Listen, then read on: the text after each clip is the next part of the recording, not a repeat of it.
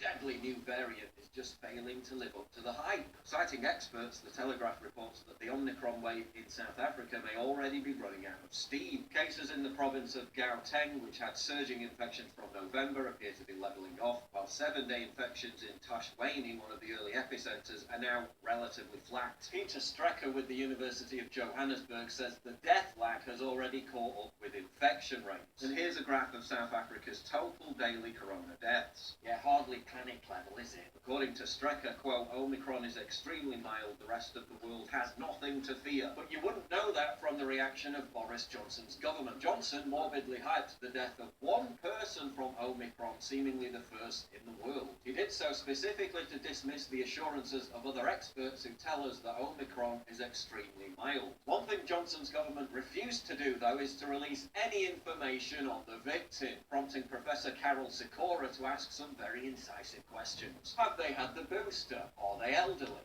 Did they die with or from Omicron? We don't know because the government won't tell us. There are all sorts of nuances to this thing and we're not being given proper information, said Sikora. No details have been released. I suspect it's just some old boy that's tested positive.